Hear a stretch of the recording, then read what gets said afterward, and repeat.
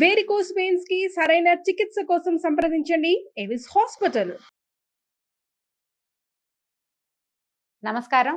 విష్ణు పురాణం తరువాయి భాగంలోకి వచ్చాం. ఈ విష్ణు సావర్ణి మన్వంతర గురించి చెప్పారు. తర్వాత రుద్ర సావర్ణి మన్వంతరం అయ్యాక 13వ మనువు రేచుడు అనేవాడట. అందులో సుత్రాముడేమో ఇంద్రుడుగా ఉన్నాడు. ధర్మ సుధర్మాదులు దేవగణాలుగా, నిర్మోహకాదులు సప్తర్షులుగా, ఆదిత్యాదులు మనునందనులు ప్రభువులుగా 14వ మన్వంతరం ఉండేవాళ్ళు. 14వ మన్వంతరం మందు సూచనేవాడు ఇంద్రుడు. ఈ విధంగా ఈ మనువులంతా ఇంద్రాదులు బ్రహ్మ యొక్క పగటి సమయంలో బాసిల్లుతూ ఉంటారు. 4 యుగాలు చెల్లగా ఇతర వేదాలు ప్రమాద స్థితిలో ఉండగా సప్తర్షులు వచ్చి వేదాంగాలను ప్రతిష్ఠించి సక్రమంగా నడిపిస్తారు. ఇట్లా చతుర్దశ మన్వంతరాలు 14 మన్వంతరాలు, మనువుల సంధికాలాలు 1000 దివ్య యుగాలు. బ్రహ్మకి ఒక పగలైనట్టు లెక్కట. దీంతో ఇదే ప్రమాణంతో రాత్రి కూడా నడుస్తుంది. అప్పుడు పరమేశ్వరుడు బ్రహ్మరూపధరుడై జలధి యందు శేషశయ్యపై నిజమాయా మోహంతో సమస్త భూతాలను తనలోకి గ్రహించి యోగ నిద్రాముద్రితుడై ప్రభాత సమయం కాగానే మేల్కొని రాజసగుణంతో మళ్ళీ సృష్టి చేస్తాడు. మళ్ళీ మనువులు, మనుతనయులు, ఇంద్రాదులు, దేవతలు, ఈ విధంగా శ్రీహరి సాత్విక గుణ ప్రభావంతో జగాలని పరిపాలిస్తాడు. కృతయుగంలో శ్రీహరి కపిలాదుల రూపాలు ధరించి జీవలోకానికి జ్ఞానోపదేశం చేయటం, త్రేతాయుగంలో చక్రవర్తి రూపాలలో దుష్ట శిక్షణ శిష్టరక్షణ చేసి ధర్మాన్ని పరిపాలించటం, ద్వాపర యుగంలో వేదవ్యాసుడై వేదాల వ్యాప్తిని కలిగించటం చేయడం పనిగా ఉండి కలియుగంలో కలికి అయి వేదశాస్త్ర మార్గాలకి ఆపదరానేకుండా కాపాడతాడు. ఇట్లాగా భూత భవిష్యద్వర్తమాన కాలాత్ముడైన ఆ దేవుని అధీనమై ప్రపంచము విస్తరిల్లుతూ ఉంటుంది. ప్రతిసారి ఈ 4 రౌండ్లు తిరుగుతూనే ఉంటాయి. మన తర్వాత రౌండ్లో మళ్ళా కృతయుగం వచ్చేస్తుంది. దీనికి అడుగుతున్నాడు. అయితే ఇది చూడండి, ఎంత విశేషమైన ప్రశ్న అడిగాడు మైత్రేయుడు. ప్రతి ద్వాపర యుగంలోనూ శ్రీహరి వేదవ్యాస రూపంలో వేదశాఖల్ని విస్తరిస్తాడని, ధర్మశాస్త్రాలు ప్రతిష్ఠిస్తాడని చెప్పావు. చెల్లిపోయిన యుగాలంటే మన ముందున్న వాట్లలో ఎవరెవరు వేదవ్యాసులుగా ఉన్నారు, వేద విభాగాన్ని ఎలా చేశారు, ఆ శాఖలు ఏమిటి అని అడుగుతున్నాడు. మైత్రేయుని మాటలు విన్న పరాశరుడు చెప్పాడు, వేదానికి శాఖలు ఉపశాఖలు చాలా ఉన్నాయి. వాటిని వివరించి చెప్పడం ఆ 4 యుగాల వారికి కూడా సాధ్యం కాదు. కాబట్టి నేను కొంచెం సంక్షేపంగా విన్నాను, ఆ సంక్షిప్తమే చెప్తా.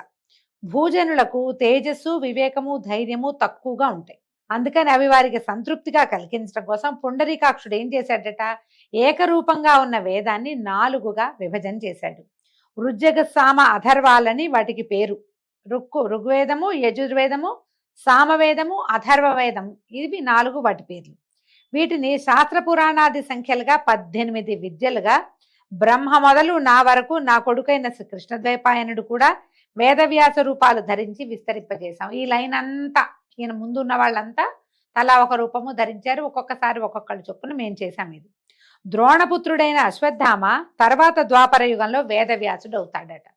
ఇప్పుడు ఈ ద్రోణపుత్రుడైన అశ్వత్థామ చిరంజీవని ఇప్పటికీ జీవించే ఉన్నాడని మనం చెప్తున్నాం కదా, చెప్పుకుంటాం, మనకు తెలుసు.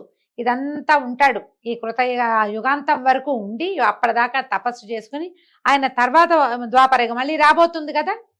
అప్పుడు అంటే ఇప్పటి నుంచి మొదలుపెట్టి ఈ ద్వాపరం నుంచి మొదలుపెట్టి తదుపరి ద్వాపరం వచ్చే వరకు ఈయన తపస్సులోనే ఉండి అప్పుడు వేదవ్యాసుడుగా అవుతాడట. ఇలాగా ఆయా మన్వంతరాల్లోనూ ఒక్కొక్కడు వైష్ణవాంశతోటి వేదవ్యాసుడై వేదాలను ఉద్ధరిస్తారు. నా కొడుకు కృష్ణద్వైపాయనుడు వైష్ణవ మహిమతో విరాజుల్లెత్తుండేవాడు. కాకపోతే ఇలాంటి కవిత్వ మహిమ అతనికి ఎట్లా వస్తుంది? మునుపు వాల్మీకి బ్రహ్మవాక్యను అనుసరించి రామాయణం 7 కాండలు 500 సర్గలతోటి 24,000 శ్లోకాలతోటి రచించాడు. ఇది ఎప్పుడు జరిగింది? మన ముందు ఉన్నటువంటి త్రేతాయుగంలో జరిగింది. అలాగే ఏం చేశాడు కృష్ణద్వైపాయనుడు? మహాభారతాన్ని హరివంశంతో సహా 100 పర్వాలు సపాదలక్ష గ్రంథంగా రచించి జగత్ ప్రసిద్ధం చేశాడు. అలాగ వేదవ్యాస వాల్మీకులు ఆది కవులు అయ్యారు. ముందేమో ఆదికవి వాల్మీకి అయితే ఇప్పుడు ఆదికవి వ్యాసుడు అనమాట.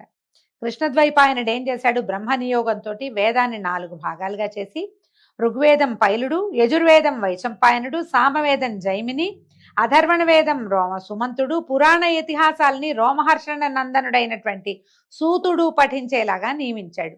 వాళ్ళు వారి ప్రశిష్యుల చేత వాటిని చదివించక వారి పేరున 1000 శాఖలుగా ఇవి విస్తరించినాయట. పైలుడు ఏం చేశాడు? ఋగ్వేదాన్ని బోధాయనుడు మొదలైన శిష్యులతోటి చదివిస్తే వారి చేత అది సమగ్ర శాఖలుగా అయ్యింది. వైశంపాయనుడు ఋగ్వేదాన్ని 27 శాఖలుగా చేసి శిష్యులతో చదివిస్తే వాళ్ళు వాళ్ళ శిష్యులకి అనువైనట్టుగా పలు శాఖలుగా విస్తరించారు. వైశంపాయన శిష్యుల్లో ముఖ్యంగా చెప్పదగిన వాడు బ్రహ్మరాత ముని కుమారుడైనటువంటి యాజ్ఞవల్క్యుడు. విశిష్టమైన తపశక్తి కలిగినటువంటి బ్రహ్మణ్యుడు. ఆ విధంగా అతను గురుదేవుని దయకి ప్రేమకి పాత్రుడయ్యాడు.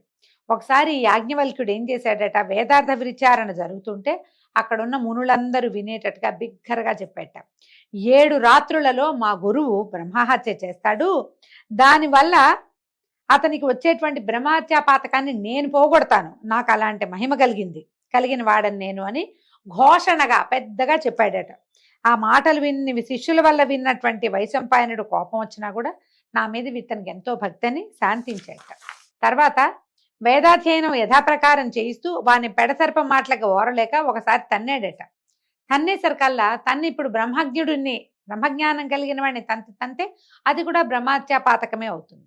ఆ పాపం ఎలా పోతుందో చూడండి అని శిష్యులతో అనగా, అప్పుడు యాజ్ఞవల్క్యుడు, అది పోగొట్టే శక్తి కలిగిన వాడిని నేనే, మీరు అలాంటి శక్తి కలిగిన వారా అని అనగా వైశంపాయనుడు కోపించి, ఏరా నా ముందు బ్రాహ్మణ నింద చేస్తున్నావా, ఏమిట్రా నీ గర్వం, నిన్ను చూస్తే కోపంగా ఉంది నాకు, నా ముందు ఉండకు, ఇప్పటి వరకు నేను చెప్పిన వేదమంతా ఇక్కడ కక్కి అంటే ఇక్కడ వామిట్ చేసుకుని వెళ్ళమన్నాడు, కక్కిపో అంటే యాజ్ఞవల్క్యుడు పాదాభివందనం చేసి, మీ యందు నేనెంత భక్తి కలిగిన వాడనో మీకు తెలుసు, నా మాట నా భక్తికి రూపం, అది గర్వం కాదు, క్షమించండి అన్నాడు. అయినా సరే ఆయన ఒప్పుకోలేదట వైశంపాయనుడు. దాంతో యాజ్ఞవల్క్యుడు ఏం చేశాడట, రక్తపు వాంతి చేసుకున్నాడు. మొత్తం తను చదువుకున్న వేదం అంతా కంఠంలో నుంచి బయటికి తప్పించేసి, నాభి దగ్గర ఉందట వేదం, మొత్తం బయటికి తెచ్చేసాడు. వదిలేసి ఇంకో గురువు దగ్గరికి వెళ్ళి తన గురువు యొక్క హత్యా పాతకం పోవడానికి వ్రతం చేసుకుంటున్నాడు. అయితే ఏమైంది, యాజ్ఞవల్క్యుడు కక్కిస్తున్నటువంటి ఈ రక్తం రూపంలో ఉన్న వేదాన్ని తిత్తిరి పక్షులు తినేసాయట. తింటే ఆ శాఖలకి తిత్తిరులు అనే పేరు వచ్చింది. అయితే యాజ్ఞవల్క్యుడే తిత్తిరి పక్షిగా ఈ వేదం కక్కినట్టు, అదే తైతీరియంగా పేరున్నట్టు కూడా ఒక ప్రసిద్ధమైన కథ ఉందట. తిత్తిరి పక్షులు మింగితే ఇవి ఎట్లా బయటకు వచ్చినాయి అనేది కూడా మనం ప్రత్యేకంగా చెప్పుకోవాలి. ఇంకొక చోట ఎక్కడో మనకి ఇది కనపడుతుంది. దాంట్లో నుంచి వచ్చిందే తైతీరియోపనిషత్తు అని చాలా ప్రత్యేకమైన ఉపనిషత్తు కూడా ఉంది. తర్వాత యాజ్ఞవల్క్యుడు గురుని దోషం పోగొట్టి నిర్దిష్టమైన బుద్ధితో ప్రాణాయామం పాటిస్తూ తపశ్శక్తితో మహిమాత్ముడయ్యాడు. సకల వేదమయుడైనటువంటి సూర్యదేవుణ్ణి ఆరాధిస్తూ ఉండేవాడు. అప్పుడు ఏం చేశాడట, సూర్యుడు ఈ గుర్రం రూపంతో వచ్చి వరం కోరుకో నాయన అని యాజ్ఞవల్క్యుడిని అడిగితే, దేవా నా గురువు ఎరగని యజుర్వేదాన్ని నాకు ప్రసాదించు అని అడిగితే సూర్యుడు కరుణతోటి శుక్ల యజుర్వేదాన్ని అతనికి తెలియజేశాడట. ఆ శుక్ల యజుర్వేదము 15 శాఖలయ్యి వాజి శాఖలుగా ప్రసిద్ధమైందిట. కణ్వాది మునులు ఆ వాజి శాఖల్ని అధ్యయనం చేశారు. జైమిని ముని తను నేర్చిన సామవేదం బహుశాఖలుగా చేసి శిష్యులతో చదివించాడు. అధర్వణ వేదాన్ని సుమంతుడు బహుసంహితలుగా రచించి తన శిష్యులతోటి ఆ వేదాన్ని ముక్కలు చేశాడనమాట. ఆయన వేరువేరు శిష్యులకి ఒక్కొక్క భాగాన్ని నేర్పించాడు. వేదవ్యాస శిష్యుడైనటువంటి సూతుడు పురాణాలని ఆఖ్యాన ఉపాఖ్యానాలతో తన శిష్యులైనటువంటి సుమతి, అగ్నివర్ణుడు, మిత్రుడు, శంఖపాలుడు, కృతవర్ణుడు, సావర్ణి అనే 6గురితోటి చదివించాడు. సూత మహాముని వల్లే మనకి ఈ పురాణాలన్నీ బయటకు వచ్చినాయి. ఆయన శిష్యులకి చెప్తే శిష్యులు తమ ప్రశిష్యులకి అట్లా క్రమంగా వాళ్ళ శిష్యులకి అట్లా ఒకళ్ళ నోటి నుంచి ఒకళ్ళ నోటికి వచ్చి ఈ పురాణాలన్నీ రకరకాల ముక్కలుగా కొన్ని అటు ఇటు కలిసినట్టుగా కూడా కనపడతాయి. అవి బయటకు వచ్చినాయి అన్నమాట. బ్రహ్మాండము, వామనము, గారుడము, స్కందము, కూర్మము, భాగవతము, ఆగ్నేయము, మాత్స్యము, లైంగము, మార్కండేయము, కూర్మము, వైష్ణవము, శైవము, నారదీయము, భవిష్యత్ బ్రహ్మవైవర్త వారాహములని పురాణాలు 18. మనం మొట్టమొదటి చెప్పుకున్నాం. అనాపలింగ కూస్కాని పురాణాన్ని పృథక్ అని ఆ శ్లోకం ప్రకారమే చెప్తున్నారు. ఇవి సర్గ, ప్రతిసర్గ, వంశ, మన్వంతర, వంశాభిచరితాలనే 5 లక్షణాలు కలిగి ఉంటాయి. ఇప్పుడు నేను నీకు చెప్తోంది వైష్ణవ పురాణం. ఇది వేద సమ్మతమైనది. సకల భువన స్థితిగతులకు ఆధారభూతుడైన విష్ణుదేవునికి సంబంధించింది. సర్వలోక సమ్మాన్యము. వేదాలు 4, వేదాంగాలు 6. వేదాలకి అంగాలు ఉన్నాయండి. ఇవేమేమిటి? శిక్ష, వ్యాకరణము, ఛందస్సు, నిరుక్తము, జ్యోతిష్యము, కల్పము అని వీటికి వ్యవహారం. మనం వ్యాకరణం అంటే గ్రామర్ అని చెప్తాను చూడండి, వేదాంగం అది. అయితే జ్యోతిష్యం కూడా వేదాంగమే. కాబట్టి తప్పకుండా జ్యోతిష్యం నమ్మవలసిందే. అయితే అది పూర్తిగా అవదు అని ఒక చెప్తారు కొంతవరకు. కానీ జ్యోతిషం తప్పకుండా వేదాంగం కాబట్టి దాన్ని గౌరవించి తీరాలి. ఈ 6 కూడా ఏంటంటే, ఈ 6 మీమాంస, న్యాయశాస్త్రము, ధర్మశాస్త్రము, పురాణాలు కలిపి చతుర్దశ విద్యలయ్యాయిట. ఇలాగే ఆయుర్వేదము, ధనుర్వేదము, నీతి శాస్త్రము, అర్థశాస్త్రము కలిపి చతుర్దశ విద్యలయ్యాయని కూడా ఒక నిర్ణయం చెప్పబడుతుంది. ఇవి ఎవరు చెప్పాలి అంటే బ్రహ్మర్షులు, దేవర్షులు, రాజర్షులు వీటిని చెప్పడానికి అర్హత కలిగిన వారు ఉన్నారు. సరే, బాగుంది. ఇవి చాలా విశేషంగా ఉంది.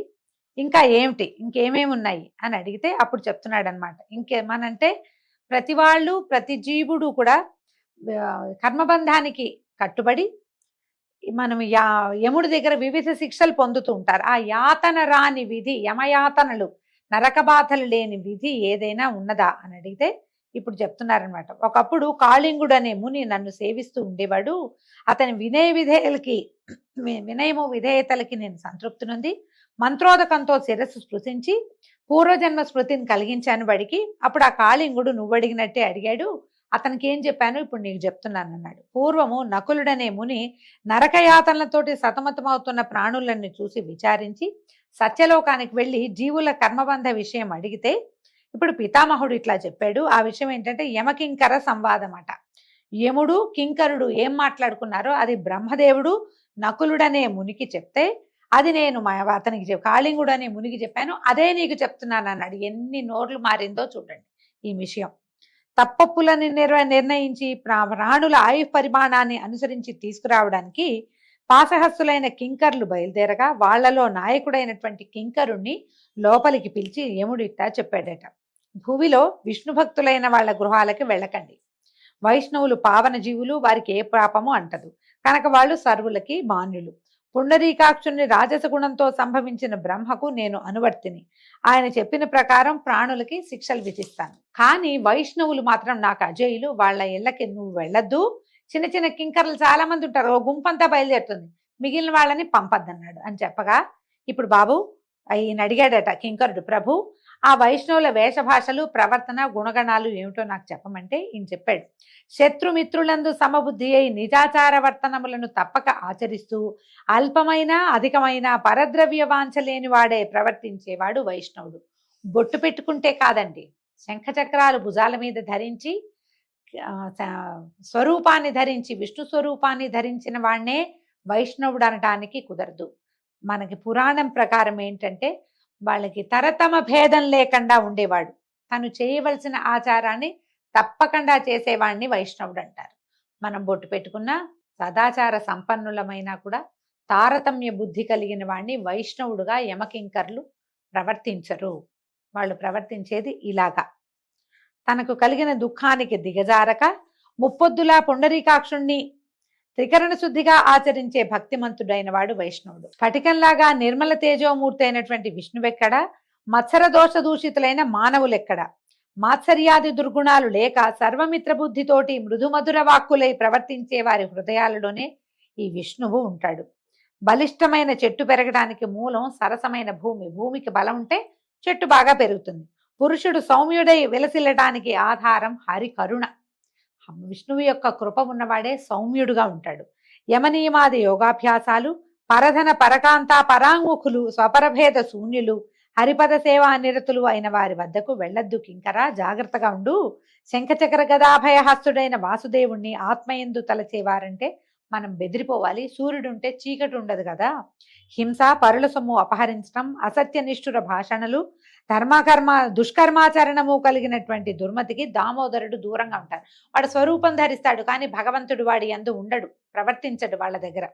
దుష్టాతి దుష్టుడై అర్థకాంక్షతో ఆత్మీయుల అర్థమును అపహరించే వానిపై శ్రీహరి ఆగ్రహావేశంతో ఉంటాడు, తెలుసుకోమని భీష్ముడనే ఆ కింకర నాయకునకు చెప్పినట్టుగా నకుల మునికి బ్రహ్మదేవుడు చెప్పాడట. అదే నేను కాళింగుడికి చెప్పాను. అది విని ఆనందంతో కాళిందుడు వెళ్ళాడు, మైత్రేయ నాకు దేవభజన పరులకు యమదండన ఉండదు. ఎవరైతే నిత్యము హరినామస్మరణ చేస్తారో, ఏదో కష్టం వచ్చింది ఏం చేస్తాం, మన కర్మానుభవం అనుకోవాలి. సుఖం వచ్చింది నా వల్లే వచ్చింది, నేనే చేశాను, నా వల్లే కుదిరింది, నేను నిన్న పూజ చేశాను కాబట్టి ఇవాళ బాగా జరిగింది, ఇలాంటి భావాలు కలిగి ఉండకూడదు. పూజ వల్ల ప్రతిఫలాన్ని ఆశించకూడదు. ఈ రకంగా ఉండేవాడిని నిజంగా వైష్ణవుడు అని చెప్తారు. అని చెప్పగా ఇప్పుడు మైత్రేయుడు అడుగుతున్నాడట, సంసారాన్ని జయించాలనే సంకల్పంతో దేవారాధన తత్పరులైనటువంటి వాళ్ళు ఎలాంటి ఫలితాన్ని పొందుతారు అంటే, ఇప్పుడు ఈయన చెప్తున్నాడు అనమాట. చాలా మంచి ప్రశ్న వేశావు. సగరుడనే ఇక్ష్వాక చక్రవర్తి ఇలాగే అడిగితే ఔరుడనే మునివర్యుడు చెప్పాడు. ఒకనాడట సగర చక్రవర్తి, ఈ సగరుడు ఎవరండి? మనకు తెలుసు, మనం ఇంతకుముందు కథల్లో విన్నాం కదా సగర చక్రవర్తి కథ. ఈయన కుమారులు వెళ్ళి కపిల మహర్షికి కోపం తెప్పించి పాతాళంలో బూడిద కుప్పలుగా మారిపోయారు. వాళ్ళకి ఉత్తమ గతులు కల్పించడానికి సగరుడి మునిమనవుడైన భగీరథుడు భూమి మీదకి గంగాదేవిని తీసుకొచ్చాడు. ఆ సగర చక్రవర్తి ఔరుని అడిగాడట, మహాత్మా మాధవారాధన మహిమ ఏంటి? మాధవుణ్ణి ఆరాధించే వాళ్ళు ఎలాంటి ఫలితాన్ని పొందుతారు అంటే, అప్రమేయమైనది మాధవారాధన. ఐహిక జీవితాన్ని ఇంపుగా వెళ్ళించి అంతమందు పునరావృత్తి రహితమైన పరమపదాన్ని చేరతారు వీళ్ళు. జీవితం ఎలాగో గడపాల్సింది, గడిపిన తర్వాత అద్భుతమైన పరమపదాన్ని పొందుతారు. వీళ్ళు ఏం చేయాలి? భగవంతుడిని ఆరాధించాలంటే కులాచార ధర్మాల్ని సక్రమంగా పాటించాలి. ఆ వర్ణాశ్రమ ధర్మపరులైనటువంటి తన భక్తుల్నే శ్రీహరి ఆదరిస్తాడు, వాళ్ళ పూజా పునస్కారాలు స్వీకరిస్తాడు. యజ్ఞాదుల చేత జపింపదగిన వాడు శ్రీహరి, జపపరాయణుల చేత జపింపదగిన వాడు శ్రీహరి. శ్రీహరి సకల భూతమయుడు, అన్ని ప్రాణుల్లోనూ భగవంతుడు ఉంటాడు. పరధన కాక్ష పరకాంత వ్యామోహము కలనైనా లేక జీవహింస చేయక ఎదుటివారిని ఏ దశలోనూ దూషించక ద్వేషించక సాధుజనులకు కీడు చేయక తనను ప్రేమించే వారిపై అలుగక గురువుల యందు భక్తి కలిగి బ్రాహ్మణుల్ని సేవిస్తూ తన పర భేదబుద్ధి లేక సర్వసమబుద్ధితోటి ప్రవర్తించే వారి పూజలని మాత్రమే శ్రీహరి స్వీకరిస్తాడు. అదే ముఖ్య విషయం. మళ్ళీ చెప్తున్నాడు, సకల వర్ణాల వారు తమ ధర్మాలను సక్రమంగా ఆచరిస్తూ శ్రీహరిని పూజిస్తే ఆ భగవానుడు సంతుష్టుడై ఆ పూజని స్వీకరిస్తాడు. తద్వ్యతిరిక్తమైతే ఫలితము సున్నా, కేవలం పూజగా మాత్రమే మారిపోతుందట. సగరుడు ఇది విని కైమోడ్చి అప్పుడు వర్ణాశ్రమ ధర్మాలు చెప్పమంటే ఇప్పుడు చెప్తున్నారు. వర్ణాశ్రమ ధర్మాలు ఏమిటి? చేయవలసినవి చేయరానివి తెలిసిన వాడే దానము సత్పాత్రునికి ఇస్తూ దేవతార్చన నిత్యక్రియగా, అంటే చేయవలసిన పనిగా, కామ్యంగా కాదు, మనం చేయాలి కాబట్టి చేయటం అన్నమాట. భూతదయ కలిగిన వాడే అగ్నిహోమాదులు నిర్వర్తిస్తూ వేదాధ్యయనము విడువక కుటుంబ పోషణకై ధనకాంక్షతో యజ్ఞం చేయటము, జీతం పుచ్చుకుంటూ వేదం చెప్పటము అనేవి చేయకుండా స్వవృత్తితో ఆర్జించిన వారి నుంచి విప్రుని వల్లనైనా సరే ధనం స్వీకరిస్తూ సాధ్యమైనంత వరకు అన్ని ప్రాణులకు మంచిని చేయువాడై రత్నాన్ని రాతిని సమమైన దృష్టితో చూస్తూ ఋతుకాలమునందే ధర్మపత్తితో సమాగమం చేసే ధర్మబుద్ధి కలిగిన వాడు బ్రాహ్మణుడు. బ్రాహ్మణం యొక్క వర్ణం యొక్క ధర్మం ఈ పైన చెప్పబడినవేనట. అయితే క్షత్రియులకు కూడా ఒక ప్రత్యేక ధర్మం చెప్పారండి. యజ్ఞం చేయటం, వేదాధ్యయనం, దానం చేయటం, ధర్మంగా ప్రవర్తించటం, బ్రాహ్మణ భక్త కలిగి దుష్ట శిక్షణ శిష్టరక్షణ చేస్తూ తన ఏలుబడిలో ఉన్న ప్రజలను తన పిల్లల్లాగా పోషిస్తూ శాస్త్ర విజ్ఞానం కలిగి ధర్మార్థ కామాలని సక్రమంగా సాధిస్తూ ఉండటమే క్షత్రియ ధర్మం. రాజు అయిన వాడు ఇలా చేయాలట. తర్వాత బ్రాహ్మణ క్షత్రియ గౌరవము, వేదాధ్యయనము, సత్పాత్ర దానము, స్వకులాచార పాలన, పరధనాశ లేకుండటము, నిత్య నైమిత్తిక క్రియలను సక్రమంగా చేస్తూ ఉండటము, క్రయ విక్రయాలలో నిర్మల మనస్కుడై ప్రవర్తించటము, ధర్మ పద్ధతిలో అర్థాన్ని కూడబెడుతూ కృషి వాణిజ్యము పశుపాలన చేస్తూ ఉండటము వైశ్య ధర్మం. ఆ కాలంలో ఇలాంటి ధర్మాచరణ ఉండేదట. పై 3 జాతుల వారి యందు భక్తితో ప్రవర్తిస్తూ సేవించటము, కులాచారం తప్పక యోగ్యతను అనుసరించి దానం ఇవ్వటము, అందరి యందు మైత్రి కలిగి ఉండటము, ఆత్మనింద పరస్థుతి లేక పరనింద ఆత్మస్థుతి లేక ప్రవర్తిస్తూ ఉండటమే శూద్ర ధర్మం అట. 4 ధర్మాల వాళ్ళు, అంటే 4 వర్ణాల వాళ్ళు ఎలాంటి ధర్మాచరణ చేయాలి అనేది ఇలా చెప్తున్నారు. మైత్రి, సత్యము, దయ, మంచితనము, వంచన చేయక రుచుమార్గాన నడవటము, పాత్ర మెరిగి ఇవ్వటము, సర్వభూత సమబుద్ధి, సత్వరజస్తమో గుణాలకు లొంగకుండా ఉండటము, శాంత గుణము, ఇవి 4 జాతులకు ఉండవలసిన ముఖ్య ధర్మ గుణాలు. ఎంత దురాశ కలిగినా, ఎంత కీడు కలిగినా, ఎలాంటి ఆటంకాలు వచ్చినా తమ కులాచార ధర్మాలు తప్పక ప్రవర్తించాలని బ్రహ్మవాక్కు అని చెప్పి ఇప్పుడు ఆశ్రమ ధర్మాలు చెప్తున్నారు. వర్ణాశ్రమ ధర్మము అంటాం కదా, ఏ ఆశ్రమంలో ఉన్న వాళ్ళు ఏం చేయాలి అనేది మనం రేపటి పారాయణలో తెలుసుకుందామండి. అంతవరకు సెలవు. నమస్కారం.